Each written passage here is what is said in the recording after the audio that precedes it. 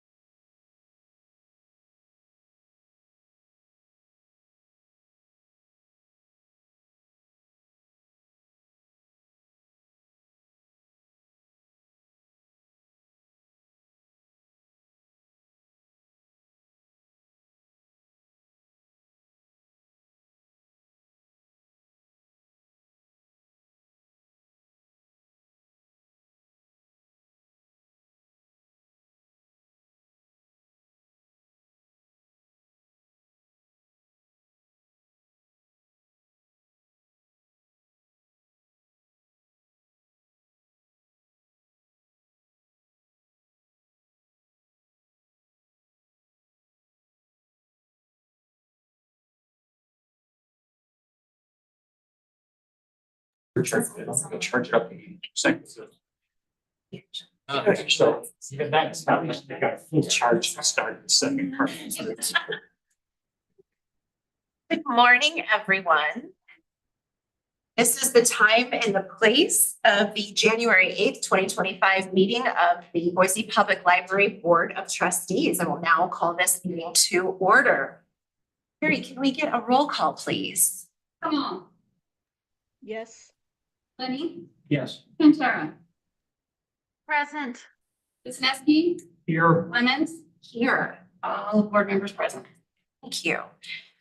We have some newer to us faces joining us this morning. So Jessica, if you would do a few introductions for us. I would be happy to. I'm thrilled.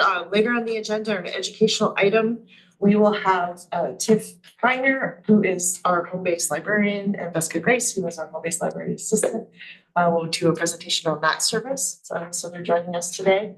And then a familiar face to some of you, Kelly Fleming is our legal representative today. She is filling in while Ed Jewell is on family leave. She has been a long time legal resource for the library, so we are thrilled that she's able to step in.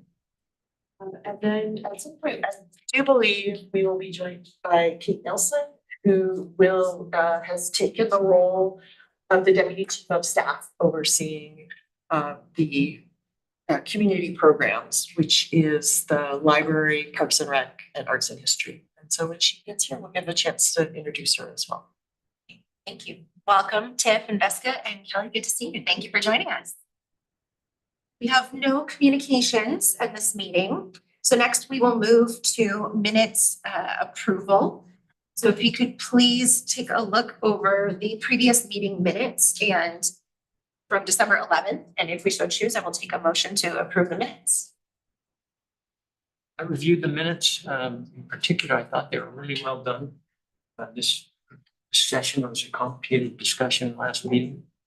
And we approved them as written. Second. Roll call. Come on. Yes. Lenny, Yes. Pantera, Yes. Wisniewski, Yes. Lemons, Yes. all in favor, motion carries. Moving on to the consent agenda. All matters on the consent agenda are considered routine and may be approved in a single motion. A trustee may ask that an item be removed from the consent agenda and considered separately.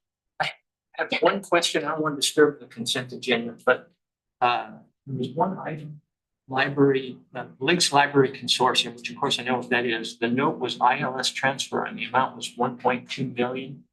Anyone just clarify what that was this time? That is the payment that was made, now that the Links Consortium has been established as its own joint powers and agreement. City of Boise had managed the funding that was the reserve for that, and that has now transferred. Okay, so it's like one time.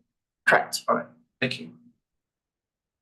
I move the approval of the consent, all the items on the consent agenda is presented. A second. Roll call. Kamal, Yes. Fleming, Yes. Centera, Yes. Wisniewski, Yes. Lemons. Yes. All in favor, motion carries. On to reports. We don't see our new president from the Friends yet. So just to note, I mentioned this at our last meeting, we, moving into 2025, have a new president of the Friends of the Board, Friends of the Boise Public Library. Zach Monahan was the previous president. We again express our gratitude and thanks for his service. Kirsten Ocker will now be the president. So we are working on getting her connected so she can join us as she is able for these meetings, but excited to have some new leadership with the Friends with us. And with that, we will move on to the foundation and we have Camille Franks. Good morning, Camille, welcome. Good morning. Our report out this month is on the Foundation's 24 for 24 general fundraising campaign, our raw numbers. During the time of the campaign, which ran from mid-November through December 31st, we received a total of $17,232 in donations. That was from 76 total donors, and of that, 68 were online and 8 were mailed in. We gave them the option to earmark for different purposes, specifically 24 for 24, BCAF, general funding, or it could just be like no specific use that was designated. And one individual earmarked a specific amount for audiobooks in memory of an individual, which was terrific. We were thrilled with the results and are grateful for the community support. So our next meeting is tomorrow. That's all I have for this month. Does anyone have any questions? Congratulations, well done. Your goal was 15,000 and you exceeded that. That was wonderful. We are so excited. Thank you everyone for your support too. Thank you, Camille. And again, thanks for helping give us the materials that we can also share as a board. I know that we are all eager to continue to support, promote, and shout from the rooftops the effort that the foundation is doing. So we really appreciate your partnership and collaboration. Terrific, likewise. Thank you. Okay, moving on to the director's report. I just have a couple things to highlight for you this morning. First, everybody who's sitting here should have a bookmark for the 2025 Ultimate Book Nerd Challenge. That is our 50 books in 52 weeks. That has kicked off officially. It's our 5th anniversary edition, so there'll be lots of promotion around it. It's a great opportunity to expand the books that you read. We are continuing to see growth year over year. We'll have some summary numbers for you next month in terms of how many people complete for the 24 challenge. But there'll also be a kickoff party where you'll be able to come and meet other Ultimate Book Nerds later this month here. And so it's a really great program. I'm a 3rd year in a row Ultimate Book Nerd, known for 4. So really encourage you to join it or to learn more about it. It's just been a wonderful program that the library has put on to help people explore and learn new things. I do also want to give you a hiring update, since in my report we talked about, I mentioned that our report to the community has been delayed because of an open vacancy in our community engagement team, and that position has now been filled and the person in that role will start on Monday. So some of the things that have been delayed because of that vacancy should now be able to move forward, and we're really thrilled. This person will come in with a really strong marketing background. And as you know, one of the things from our strategic plan is hearing how many people don't know what the library does. So community engagement really made sure that they were finding someone with a skill set that was specifically a strong marketer that will help us talk about all the great work. One question I really wanted to bring to the Board of Trustees.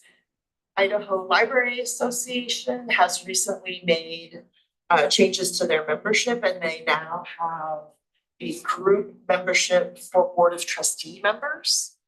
So the Idaho Library Association, they are the professional development organization for rural state. They put on an annual conference. They give opportunities for people to learn about managing libraries. They also do a lot of support for advocacy. I'm sure those of you who've been to the legislature with me remember the Idaho Library Association representatives. But we would like to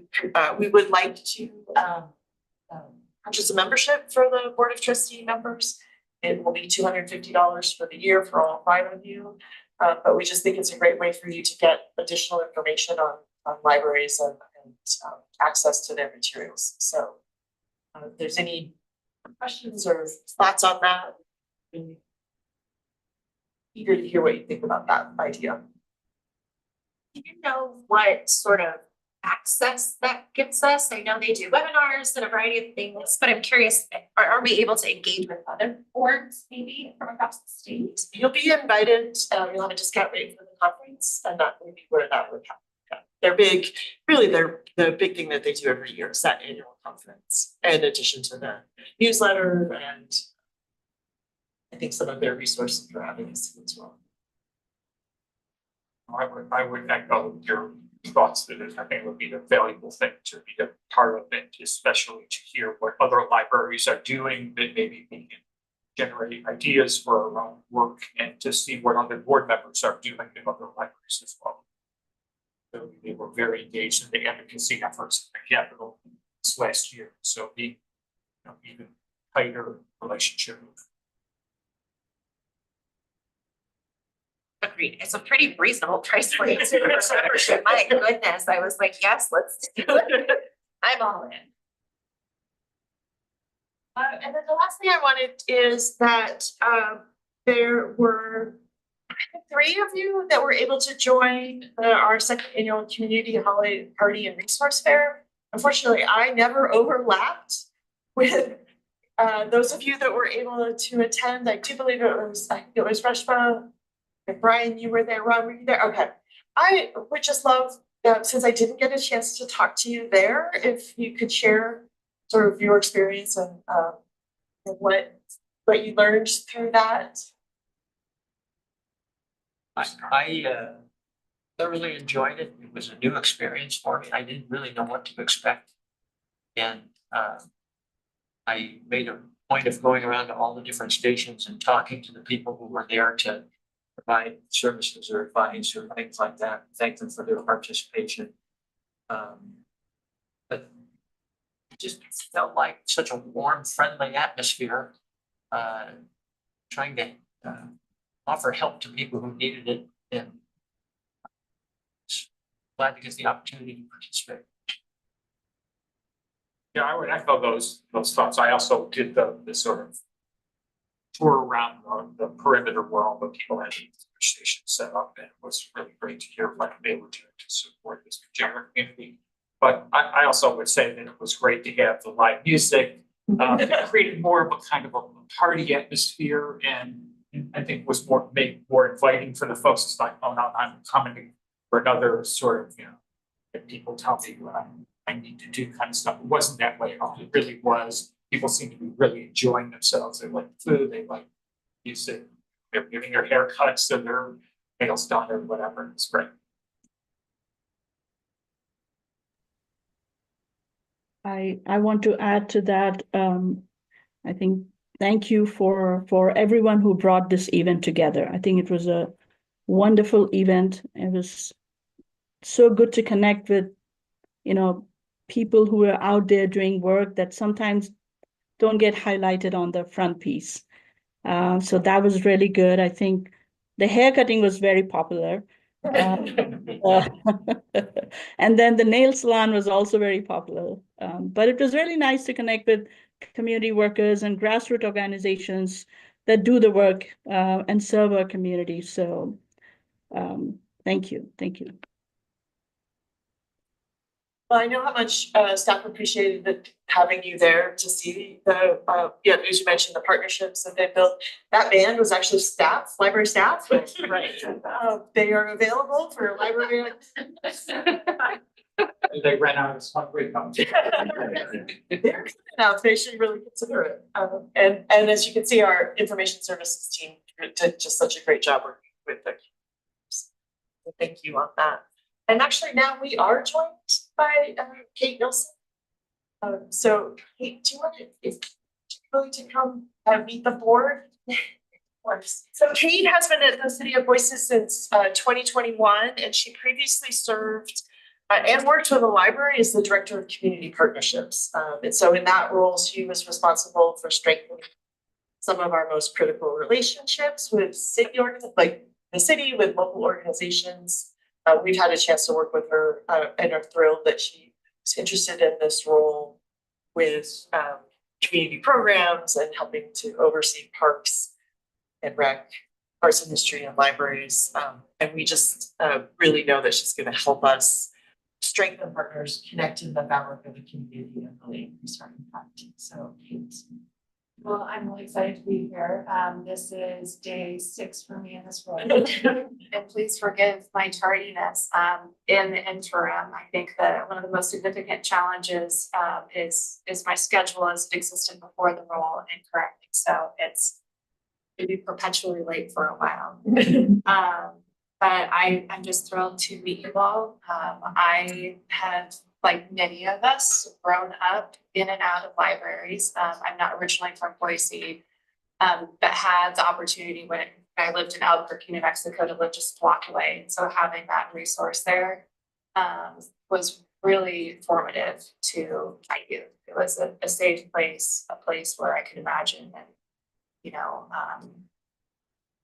and find different parts of myself. So just on a personal note, thank you for your contributions to supporting and leading in this space. And I am really, really excited to be working with Jessica. As you mentioned, you've had the opportunity to collaborate previously, have very much enjoyed it, admire her a lot and her leadership, love the library team. And so I'm just really excited to have the opportunity to support, knowing that the libraries have a very significant charge and responsibility to our community, in addition to facing a lot of the dynamics that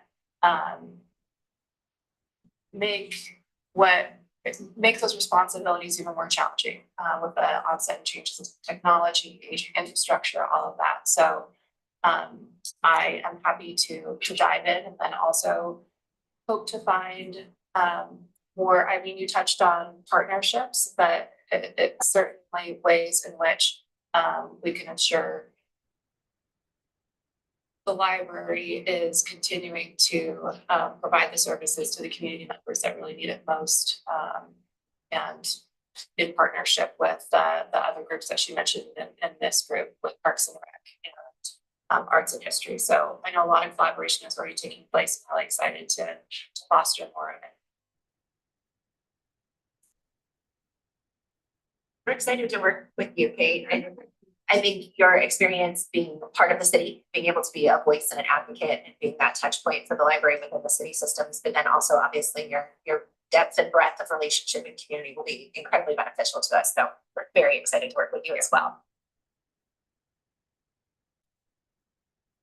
Well, that is my director's update. So there's any questions. Just wanted to back up and give a quick kudos to the colleagues and the folks in the library team that are setting up the ultimate book nerd. It's a small thing. It's such a creative endeavor to come up with a really unique categories each year. I'm just really thrilled. I remember chatting with some of the folks in the last year or two when we got to do library visits about that, but just to say, it's a really fun adventure to get to go on. So thank you to the teams who put that on, in addition to the amazing event that happened right before the holidays. Okay, moving on in the agenda, we do not have any requests for reconsideration this month. So thank you. So I am really thrilled that we get to move on to a fun educational item because we love to hear about library joy and library services. So we are going to invite Tiff Greiner, our home-based services librarian, and Veska Grace, our home-based services library assistant, to do a little bit of an educational session for us about home-based services.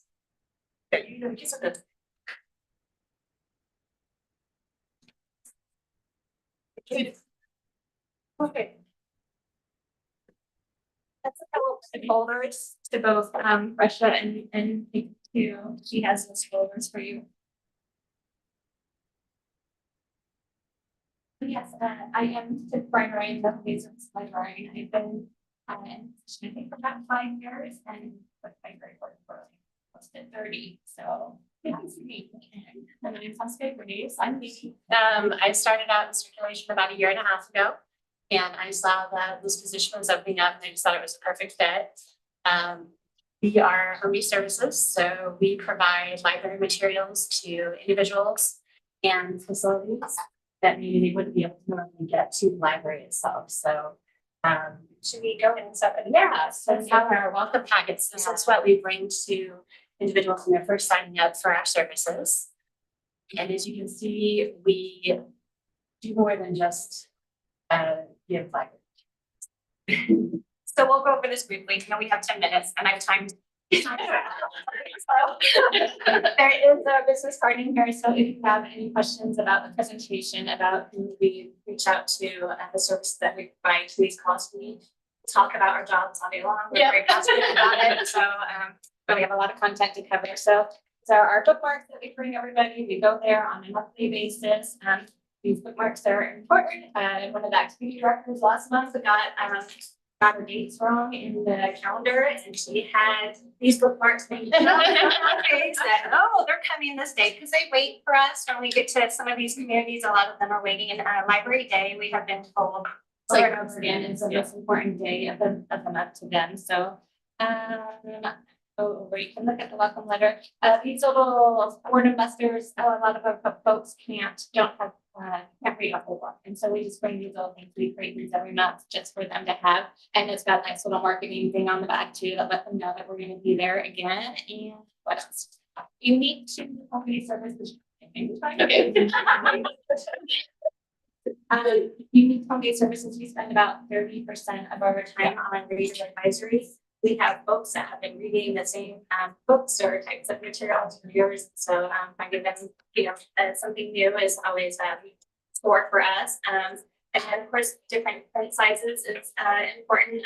Large print versus regular print. Even the type of book that they can hold will be requested as paperbacks or hardbacks or whatnot. So just speak on this, like a little hooky, but to be known is to be loved, and so you be able to be part of their reading adventure and bring new authors, new books, new materials to them that we thought about for them. It's just such a gift, and there's a lot of gratitude that goes with it there. That's for sure. Also in the welcome packet are the the digital resources. A lot of our folks actually don't like to use technology or don't have access to it, but we do want them to know that every resource that is available to people that come through the door is also available to them. The state library did grant us some Chromebooks, a grant for Chromebooks. So we have 10 Chromebooks that we do take out. Sometimes our patrons can check them out if they want to, but we'll bring these full bookmarks and help them work through the resources too. And then I think the last thing on this folder, is I can't give enough love to the Dick Early Senior Center. They're one of our partners. They do an amazing program, but everything from Widows Club to Drumming Divas. And they are so good about building community and connection, which is what we feel that's what I feel our mission is. So love these guys. Okay. So what does our community look like? We obviously have a lot of folks that are aging. And not only are we bringing materials, but we're bringing connection to the community, helping them with resources that they may not know about, including some of the things that we see here in the welcome packet. A large part of our job also is calling and reminding people that we're coming. Those calls are just as important as the visits. And one of the things that we wanted to speak to is the loneliness of the epidemic. I think a lot of us probably can relate a little bit with the lockdown and everything, and learning how important community support is and those individual connections that we have. So it really is an epidemic. The Surgeon General has stated as much as, because if you open up your little booklets that you came from the National Institute on Aging, you'll see some of the risks: the high blood pressure, obesity, depression, cognitive decline. These are all things that are risks. And then what I also found interesting in this book is, how do you know if I'm at risk for loneliness and social isolation? Loss of mobility, vision or hearing problems, living alone, lack of transportation, inability to leave home without help. These are all things that we see every single day out on the job. Yes. This is me doing some amazing action shot. Beautiful. So we have a lot of different programs that we help with. This is the Memory Cafe. Yeah, do you want me to just it's a Memory Cafe. I don't know how many of you know about. They are a safe place for folks with dementia and their caretakers. Definitely geared towards the caretakers, and they learn about monthly topics, programs, whatever they're interested in learning about.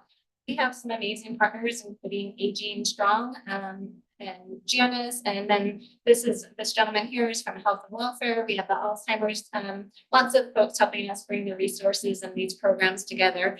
But I think what's even more special than the presenters is the group that attends and how much support that they give one another.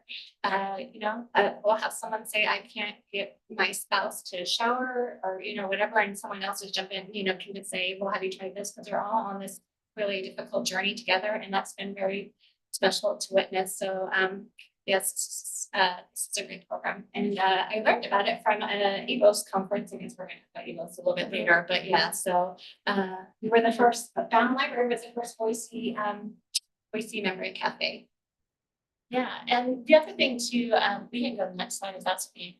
The other thing too about things like the Memory Cafe, it kind of speaks to not only are there individuals that need help, but their caretakers. So there's a lot of caretakers that will bring their loved ones to the library, and sometimes that can be a little bit overwhelming as time goes on, especially if you have family loss and that kind of thing. So we're not just helping the individuals, but we're helping the caretakers too.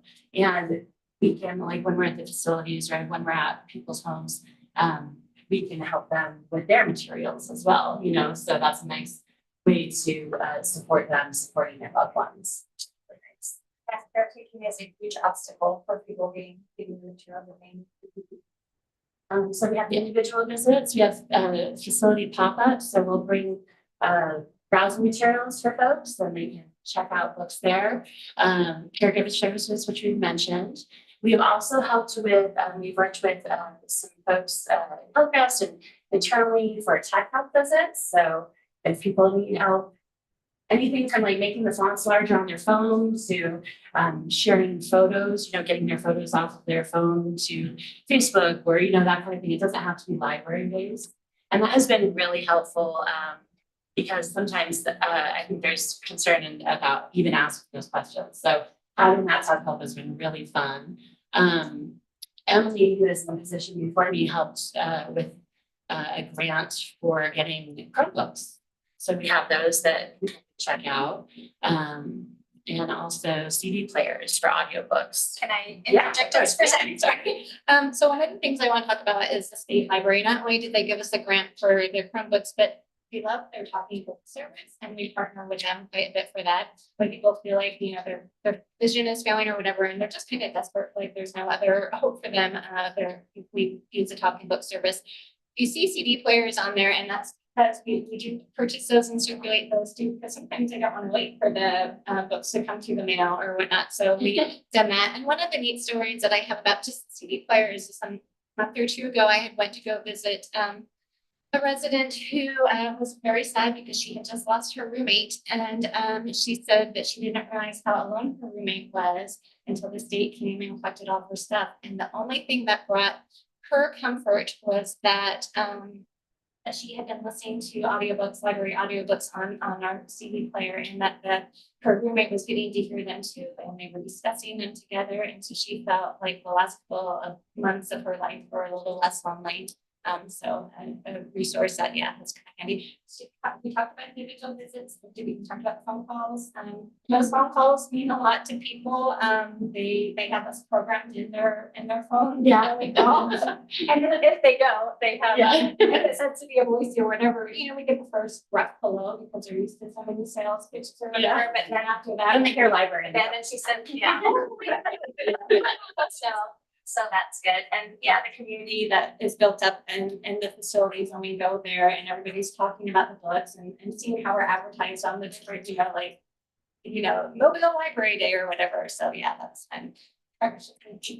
Oh, yeah, and then also, kind of like you guys were talking about earlier with, being able to see what other board members during that kind of thing. We have an outreach group, that we meet with and we visit their library to kind of see how they are doing things, and that's just been an amazing resource. And AVOS is another resource there where you're kind of, we kind of do things a little different in home-based services, and so it's nice to see what other bookmobiles, other library services are doing, get ideas, and collaborate that way.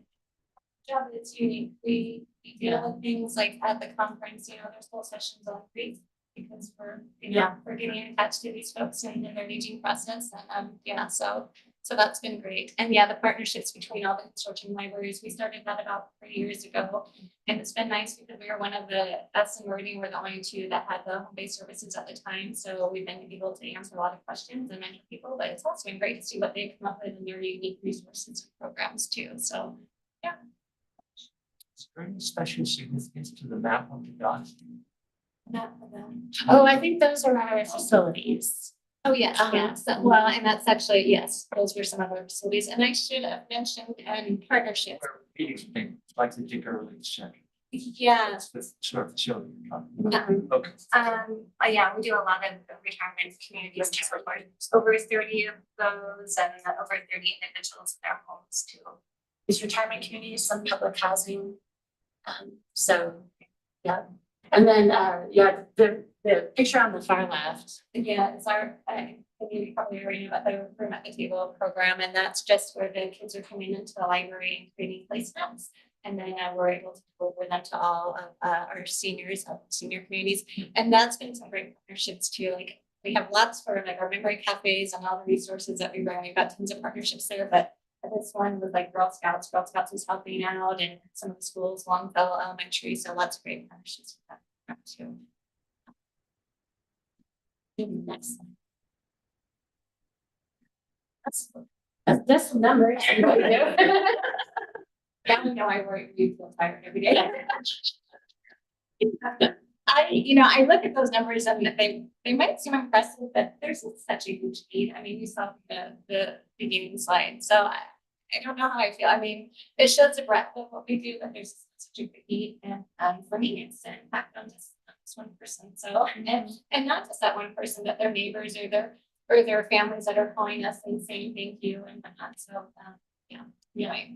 And a lot of something that we haven't mentioned too is that we do get help with the library workers and circulation helping people sign up, but a lot of it is word of mouth. So people, I didn't even realize the service was happening, and then that they'll tell their friends like, yeah, we have some materials.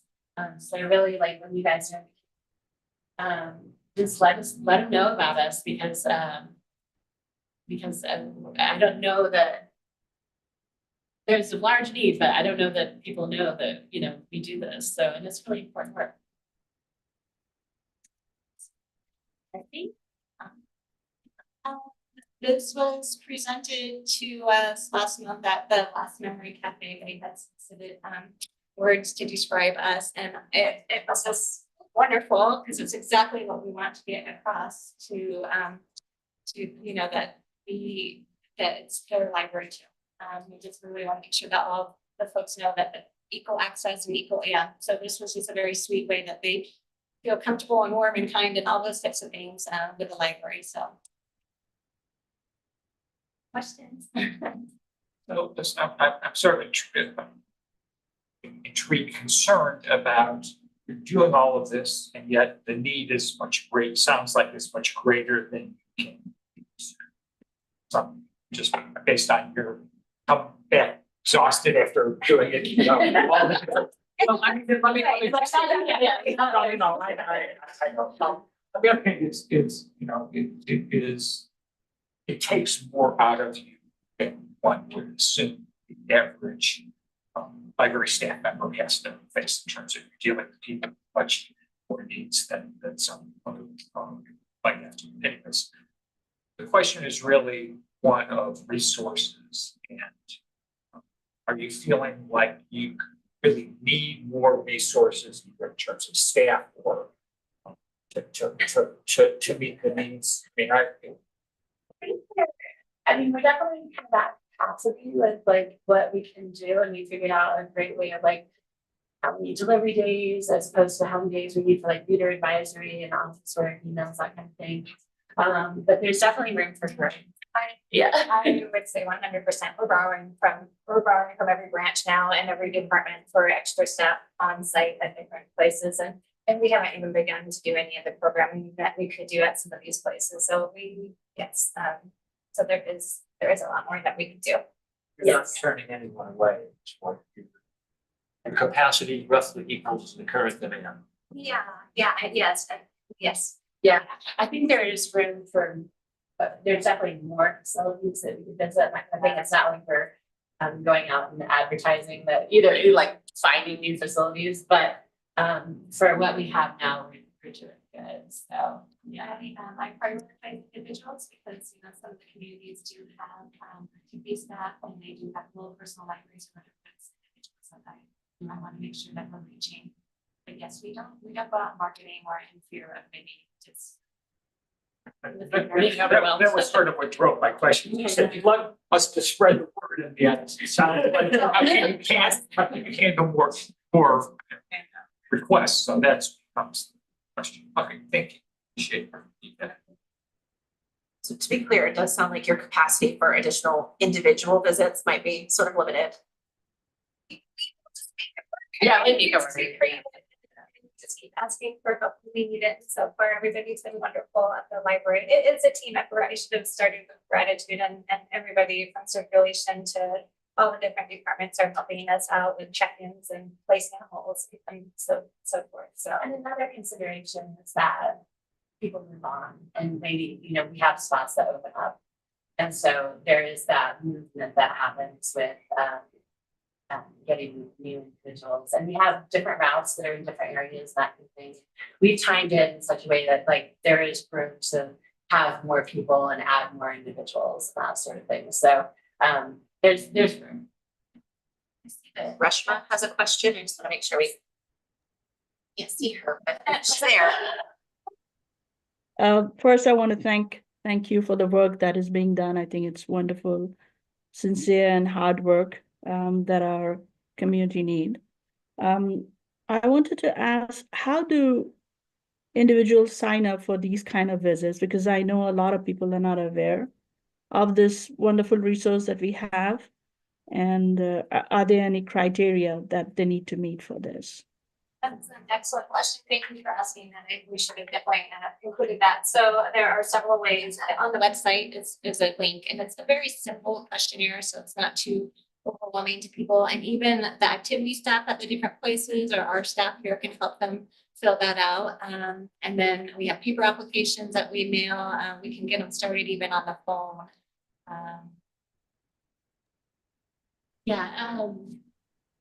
I feel like there's part of the question. Yes, I do too. So that's how you get signed up. But was there more to? Could you repeat the rest of the question there? No, thank you. Area. Okay. Yes. Spread the word out. Yes, thank you. Yes, so we're not doing anything for short-term colds and so forth, but if they do have any type of surgeries and maybe a longer healing process for that, we'll consider that. And just any limitation, just transportation is really the only thing that we kind of don't, we have to say that we can't accept more people just because of a transportation problem. It has to be a little bit more than that, but yeah.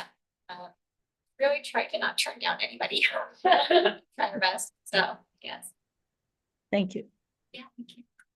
Operational perspective, it sounds like this program is predominantly funded through the operational budget of the library, but it sounds like you do occasionally get some grant funds or other outside funding. It feels like this kind of a program would be ripe for grants and philanthropic contributions, things like that. Being very working about the staff, I mean, we could have a staff person just working on, we get every single day, there's been partners and organizations that think of us and send us opportunities for grant, but we just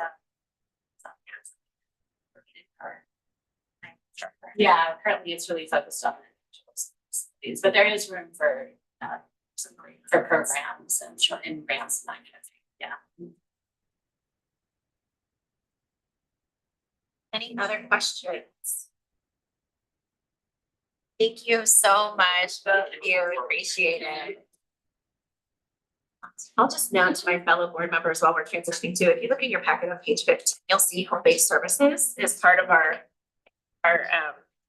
tracking for circulation, and we can see just how many folks these ladies have visited, so we really appreciate that. That's cool. We'll call out. Okay, moving on to policy review. Sarah Kelly Chase. Hello. Hello. Hello. Hello. I promise I will do my best not to do this to you again in the future. We are covering an entire section this time. Section 3.0. We aren't recommending any changes. When you look through these policies, they've either been very recently changed or they're very long-standing. They're very solid. But having said that, I want to give everyone the opportunity to ask any questions or make any comments if you have any about any of these. Okay. I'll just say, because this was such a new policy, the unscheduled closures reduced hour policy that was first created in 2020, really in response to the pandemic. There, previous to that, had not been a way for the board to provide the library director with the authority to do a closure that was not scheduled. And that has been a really important policy in this. Carrie and Sarah and I were talking about this policy. I think this is the first time that we haven't come back with a tweak to it based on its usage. It was created for the pandemic. It turned out to be super useful when we had floods, but hadn't really written it for that. So just, I know that Brian and Nikki worked with me on refining this policy. And so it was really nice that when we were bringing it back to you, this is the first time we haven't had an edit based on usage. So yeah, the ship.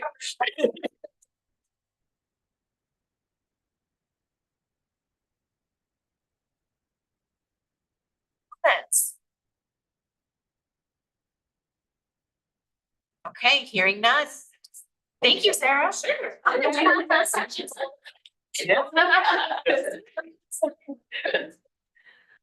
Okay, the next point of the agenda is I wanted to take some time to have a little bit of review and discussion and debrief of the joint session that we had just before break with the library board and Boise City Council. So I appreciate that a lot of us took a lot of good notes, including I reviewed the mayor's notes yesterday as well that she handed to me before the end of the meeting. So I wanted to do a quick overview of a synopsis of notes from a variety of us that were there in attendance that day of some of the key points that we heard and were recorded from that conversation.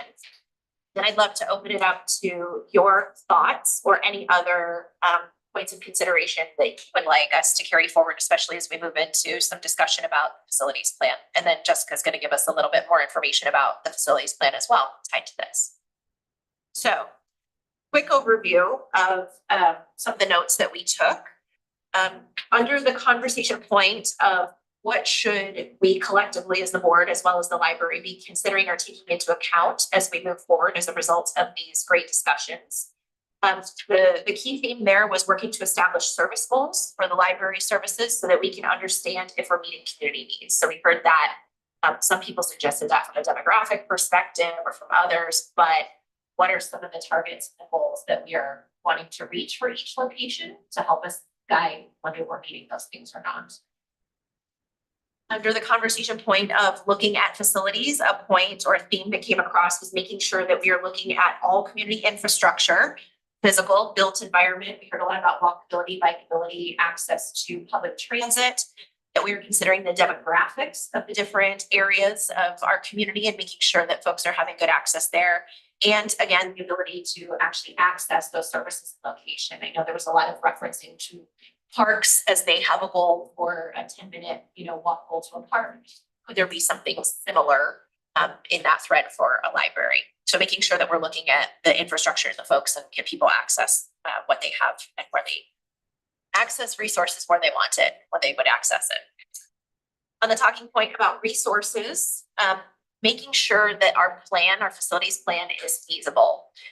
And there was a lot of discussion about owning versus leasing and new versus can we find established resources, things like that, but making sure what we're putting into place is realistic and feasible. I think all of us would love to have brand new, beautiful library facilities, but that may be, financially and in other ways out of reach. So really looking at the things that are concrete so we can use this plan over the next several years. With that, looking at existing buildings and potential for partnerships or co-location, that we don't always have to have a big building that is just a library, but being creative and innovative in our thought about what might already exist. And considering specializing or focusing by areas. I thought that was really interesting and unique, that depending on what different neighborhoods or groups are thinking about, that we could have different types of resources or specializations within different branches or locations or areas. That was great. Another one that we heard several times and that several of our board members commented on was making sure also that the plan is including the true costs of a variety of things. A true cost for a facility. Sometimes we don't know what that really means when we're dreaming about things, but making sure we're looking at that, looking at the true cost of people. If we build or implement additional structures, there's operational and people costs that come with that, right? As we're growing, we know that our staff needs to grow as well. What is that going to look like? The technology, we had a great discussion about, which I think is super interesting, online and digital resources versus paper copies and physical resources, and making sure that we're taking a look at that as the demands and the desires are changing in some of our demographics.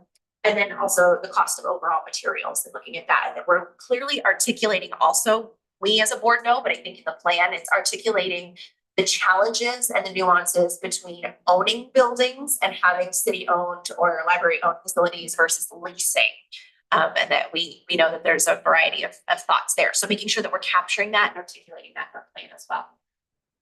And then the last question we had was, what else should we be sure that as we move into February and March and we start doing these listening sessions, what else should we be making sure that we're listening for or considering in our conversations with the community? So flexibility versus trade-offs. Again, we talked a lot about having flexible spaces, pop-up spaces, using things creatively versus what are some of the trade-offs? What does that mean? So being consideration of both sides of that. How do we prioritize what's going to happen when and where and how? Be a big part of that to think about with community. A lot of talk about that community connection. We know a lot of people see the library as a place of coming, and it's a part of the culture and the fabric, I think, of who Boise is and who the neighborhoods are. So how do we consider how the library fits into creating those community connections and being a part of that? What does that mean? And to me, that was a little bit of what the library is, sometimes maybe what the library isn't, and clarifying that in those discussions. And finally, more detail on what the community wants the library to do. What is our role in community, right? What do they want in the spaces? What do they want to be able to do in the different neighborhood locations? Why do they want that space? What specifically are they looking for? Again, so we can determine, is that the role of the library? Is there something else? Can we build new connections or partnerships if those things exist? And then do we specialize in specific services or resources, and where might we do that? So those were the big key themes. There was a lot in there. I'm curious, anything else that you all heard or thought of or were touch points for you all from this conversation?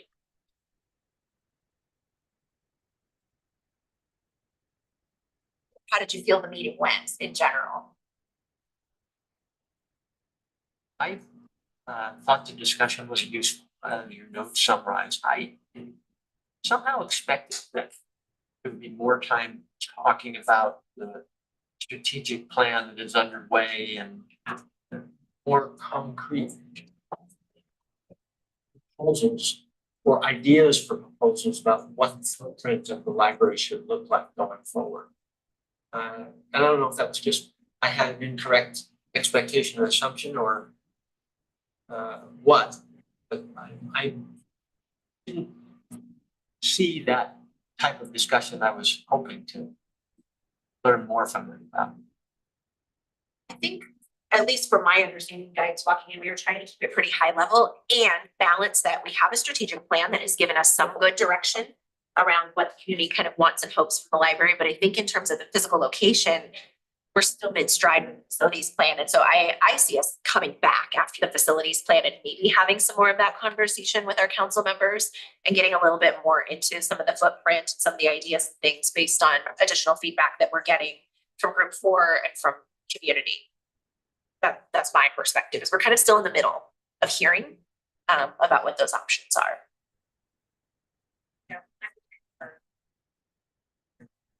Sorry. No, I was just gonna add on, yeah, we're still in our data collection phase.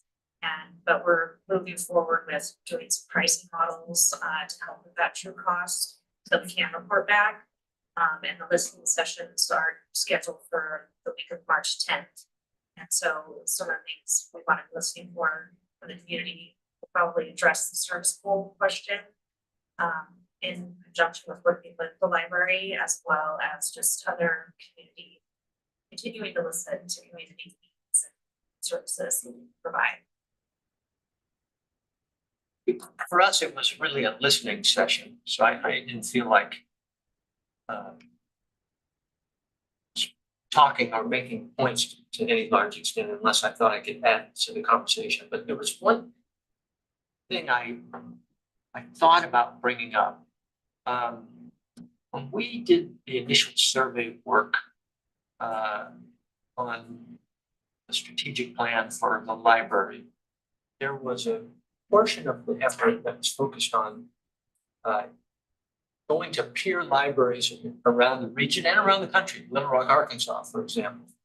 And I don't remember whether you guys got to see this or not, but what came back was a bunch of data. And like the nerd that I am, I spent a couple of weeks at home with my calculator going over all the data. And one of the takeaways for me was that activity for a card holder at the Boise Public Library is on the high end of the spectrum. We get card holders get more use out of the library. We get more visits in one form or another from card holders than any other library our size. But our card holders as a percentage of the population was almost the lowest. I don't remember it was exactly the lowest, but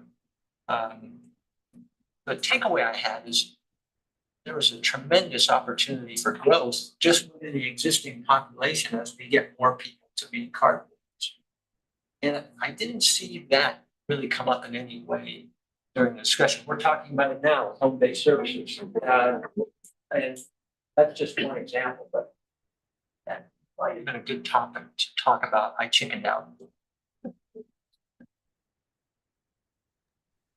Jessica, I had a question related to that that maybe you would have some insight on. I actually had a different take on that. It seemed like we had compared to our population, the percentage of our population that are card holders, it seemed really high to me. Yes, there's lots of opportunity to have more, but I thought it was actually like I was happy to see how many people in our population had library cards, and I was curious. I have no idea what like a standard is for how many, what percentage of the community is using a library, like in maybe sister cities or similar areas.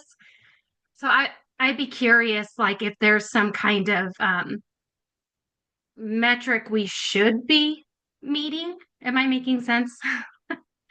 That might be useful to know. Yeah, actually, that's a great point. So I'll start with Brian's comment about the phase 1 summary that was done by Burke Consulting. And we sent that all to group 4, so they have all of that data. They have the full, report that they did, and so the surveys that were for that strategic planning session, they've been able to build on that, because I do think they've been looking at that. Where are our peer libraries and who we should be looking at in terms of potential benchmarks? So they're doing they're building on the work that was done in the strategic plan for that. I do think there's a huge caveat in some of those numbers is they were all pre-pandemic. And so there is some real, I think I see in a lot of libraries, and when they're starting to report and looking at data, and everybody's sort of picking it up after the pandemic because there was such a shift in usage. And so the work that Group 4 is having to do is sort of trying to do that. How do we take some of those numbers that were pre-pandemic and can we just pull them forward, or do we have to really relook at them? And I think some of the usage, was really disrupted in a lot of different ways. So I think you're going to see more sort of looking at numbers starting, 22, 23, as opposed to the work that was done by Burke that was pre-pandemic. And I think one of the ones that's been really interesting, Nikki, to your point, is that card holder. Like, what's the right thing to look at? And actually, you may notice we have that listed. We were trying to come up with the right card holder number, and we didn't put it in this quarter's packet for you, because we're going to spend some more time. We're actually going to go really talk with the Idaho Commission for Libraries on what they're using, because there is a bit of how do we define an active card? Is it someone who used it in the last year? Is it someone who used it in the last 3 years? Is it someone who came in the buildings? Someone who's so some of that has, as a profession, we haven't really landed on what that means. And then I do think, Brian, to your point about the usage, that was why we've got that goal about increasing impact and increasing the number of people using library services, because we thought that there was a lot of room for growth just in our current population. So I agree with you, Nikki, that looking at that number at the time was a little moment in time pre-pandemic. Ooh, not really sure, but yeah, wow, there's actually room for real growth just in our current Boise residents. How do we make sure they're aware of everything the library has to offer, and how can we think about increasing the number of people that have a Boise Public Library card and are using it in all the different ways? That's why we have a campaign every September for National Library Card Sign Up Month. That's why our youth services team is integrating that into their work in kindred readiness. Is really that first step, is how do we make as many people aware of and get signed up for and are using their library card. I think even more to that point is how they're using it, the facilities plan component of it. I think the cardholder piece and getting people engaged is kind of one component of how we measure our impact, but for facilities piece, it's really how are they engaging? Because we do see there's a number of cardholders who have the card but don't come into physical facilities because they're utilizing the online services, which is fantastic. But if we're thinking about facilities, specifically our footprint, is how are people engaging? What are they doing there? And do we have the flexible or the right location and division of spaces to navigate those things? So it's sort of to follow up a little more on the conversation we had about facilities. I would hope that if not, it didn't seem to happen a lot in this meeting, perhaps in the future of a joint work session, to understand more where the city itself sees as its areas of I shouldn't even call it growth, because it isn't always growth, but like the State Street corridor, I'm aware they're trying to do a lot of things in that arena. I don't know where else beyond that there are sort of areas that the city is concentrating its efforts on. It might be helpful as we start looking at facilities. And so to that extent, we were talking a lot about what we're doing versus maybe where else the city is already engaged in trying to grow or build partnerships or expand areas of impact, et cetera. So that might be helpful as we, and certainly as group 4 starts looking at where do we need facilities, and what kind of facilities, where can they be collaborative versus, I think it'd be helpful to have a better understanding as a board on where the city's priority areas are in terms of, and even though, what they're already have works. To develop those areas. I'll say to that, I agree with you, and that's one of the things that the city is actually moving towards is more of that integrated planning. Lindsay's group is really involved in that, trying to, have departments that have both strategic plans, but then long-term facility plans that are using sort of the same time frame. They're using the same assumptions about population growth and demographic shifts. When Group 4 was with us in December, they came to the joint work session and listened on that, but we also were able to do some individual meetings with city departments while they were here. So when they first came in June, they were entirely focused on our buildings and our staff. So that's when we took them out and they kicked the tires or climbed the roof of all the locations, really focused on the buildings. We brought them to really learn about the city context and departments. So they had meetings with Arts and History, Parks and Rec, Budget Office, Planning and Development Services to talk about where we project building investments. They met with the mayor's office, they met with their community engagement team. They've been talking with our real estate person who's looking at what does the city own and where. One meeting that we weren't able to schedule, but we'll do follow-up virtually is with housing and whether that idea of co-location. So to that point, Ron, they had a real opportunity to a deep dive with some of those city departments. There's more work to do in that, obviously, and that I'm excited about some of the conversations that they were able to hear about and that Lindsay's moving forward with that. Yeah, I'll just add, Director, that we are, a lot of things are happening behind the scenes, right? So at all of our planning meetings before, we also have representative services, who adds that layer. Some code environment, anticipate growth to be smart layout in the system, but and also our is being engaged with us. So it's very collaborative effort. Yeah, being on board, bringing together.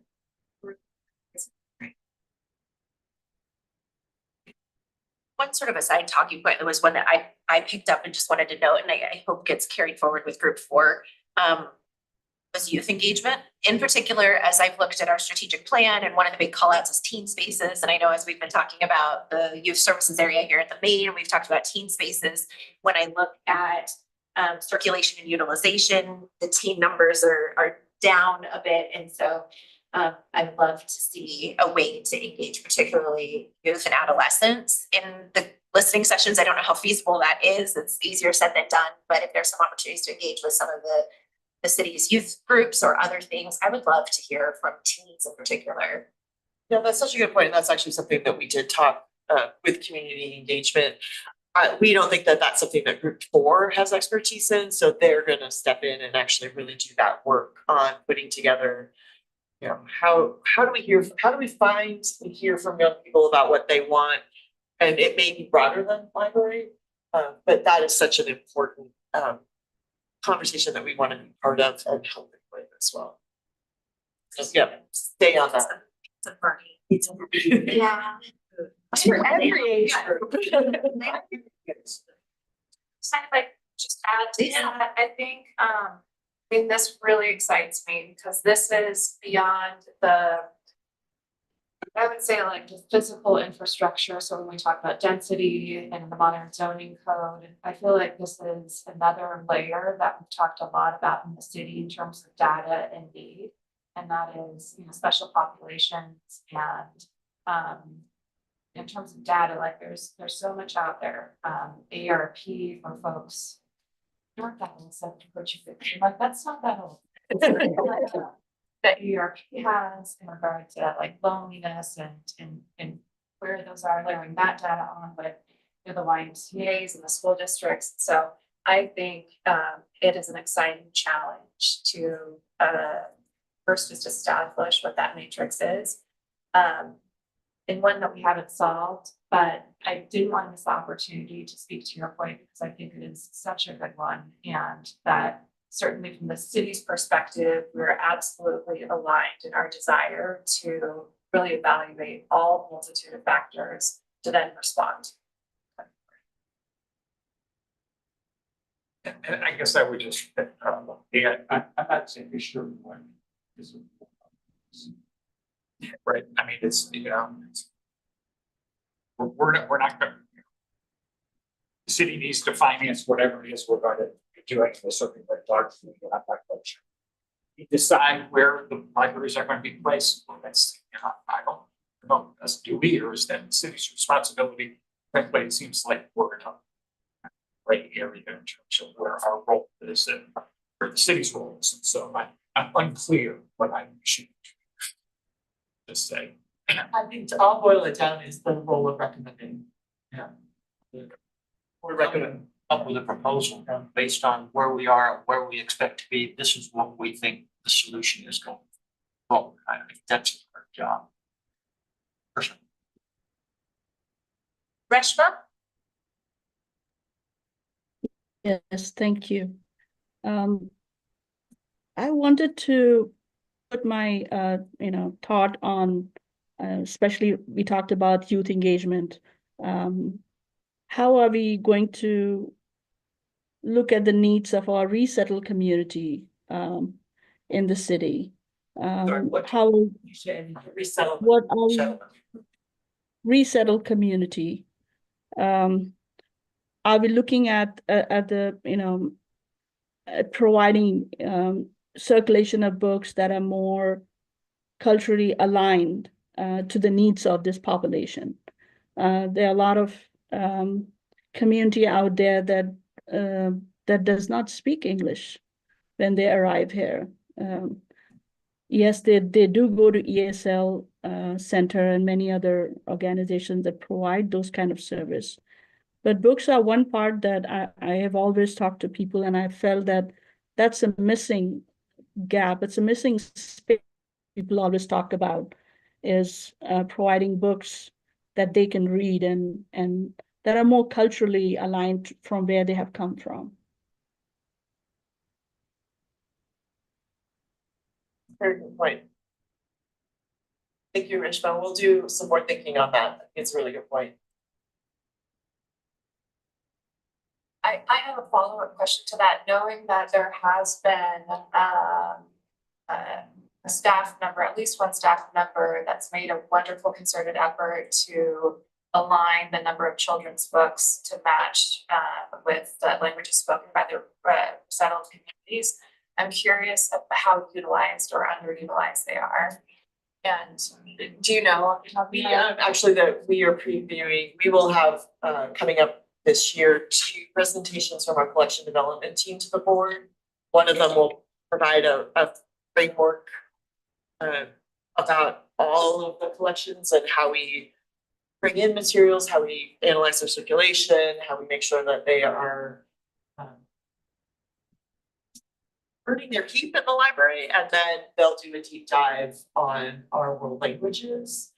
This is something that Reshma had asked for, and so we gave them some time to really put together the work that they've been doing and the analysis that they do with it. We've spent the last year doing a pilot with the Library of Congress to try to bring in more materials. The sourcing of languages, the sourcing of materials in languages other than English is really hard. And so we've been trying to figure out how can we find more books that are written that, you know, the book that we have in our collection was written in the native language, not it's an English book that's been translated. That has been something that they've done a lot of work on, and we've asked them to come present to the board. Thank you. And I can't remember, Kathy, when we have that scheduled. We're talking about June or July. Underpinning that is really the question of Is it not having the right resources, or is it instead us reaching the communities? It's a combination of both. Having come from that world, I would say yes. Thank you.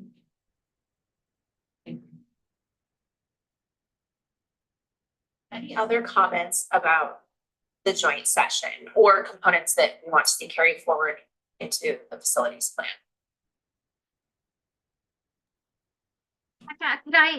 There's one thing that came up at the meeting with the city, and then I've also heard it a few other times.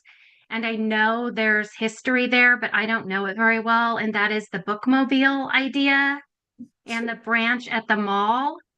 So I just think it would be good to be able to respond to those with information, whether that's something that's looked at as part of the plan or something we just know more about. Because I know those programs were both discontinued for, I think, good reasons, but I don't know enough to have like a good discussion about it or speak to how that might work now. But I know that it's been suggested by quite a few people. So anyway, that's one thing that came up that I personally at least would like to have better information on. And then the other thing was just like the Ron brought up, I think, and has already been talked about a lot, and is that true cost. So if you just, you know, people are like, well, just set up a branch or just lease an office space. I'd really like the analysis to be clear as to what the true cost is for all of that, like the staffing, the collection impact, and all of those things. And I assume that's already going to be part of the plan, but that was the other takeaway that I'm hearing a lot about and would like to have good information on. Absolutely, Nikki, on both of those. We will make sure that that is included. And Lindsay mentioned it, that we have Group 4 has started doing some of that pricing and some of that calculation. And she's making sure that they're using local, local prices for staff, materials, square footage. So they're putting together that framework, and we're making sure we're using Boise numbers. Well, again, I want to thank everyone for their participation in that meeting. I know that was new to us, and we were all kind of learning how it would go and what we would come out with it as we were going along. I also just want to publicly thank Council Members Willits and Nash for continuing to join us during our meetings. It's really important and feels very supportive to us to have your visibility during our regular meetings, and we appreciate your support both at that joint session and in our meetings and other events. So thank you for continuing to collaborate with us. Okay, moving on. Just one last thing on that. As Lindsay said, also, we're looking for Group 4 to come back that week of March 10th for a listening session. Obviously, we'll have other listening sessions around that. We're trying to avoid spring break, and we'll have, similar to the listening sessions that we did for the strategic plan, which I think 3 of you were part of those listening sessions. We'll make sure that we assign board of trustees to them. We'll have a combination of locations and virtual. We'll have them in our locations while trying to have them outside of our locations. We'll put together a more detailed plan on that and bring you some highlights on that in February. Could you tell us the peer survey population that was done of regional and national libraries? Was that expensive? You commented that, it's done on before pandemic data. I wonder if it makes sense to redo it depending on how expensive it is. So, with the strategic planning, the peer, there were 2 things that were done. One is that Merck just came up with a group of libraries that they thought we should benchmark with, and then they used publicly available data in that. So that wasn't something that then they had to do actual surveys of those to create that sort of group. They did do those 5 deep dives, the case studies, and those would be the things that would be expensive to replicate. That's the most value. And were the most but what before is done is sort of build on that. They've looked at, okay, what are the right cohorts? And then there's just a lot of publicly available data through the Institute of Museum and Library Services, through the Urban Libraries Council. And some of that data we've been able to look at. They've refined the list of libraries that they think we should be looking at for peer benchmarking. But you're right, those deep dives, which were much more focused on programs, that would be something that we would need to really have a clear understanding of the value of it. Get closer to talking about solutions for the strategic plan. It might be good to have something more current. If I can add to that, we put forward their specialty, one of their specialties is really libraries, and so with their knowledge and expertise, they're definitely bringing a lot of examples in our communities as well to that, that add to that, and then for all the facility planning that's behind environments, continuously looking for those peer cities. So we do have the information that is brought to date as far as the population growth goes, that. So staying pretty relevant despite just going back to the first study. So we have updated information for that. Okay, thank you. Moving on, we have no new business this month. The selection of trustees to review payment vouchers for this month is Ron. Okay, fantastic. Our next scheduled meeting date is Wednesday, February 12th. Do we have any known conflicts at this time? Okay. All right, with that, I will take a motion to adjourn. So moved. Second. Meeting adjourned. Thank you all.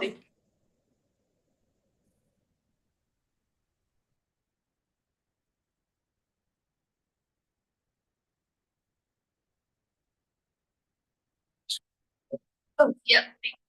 Yeah, they're in here. I have too many piles. Ignore my messiness. Ignore my messiness.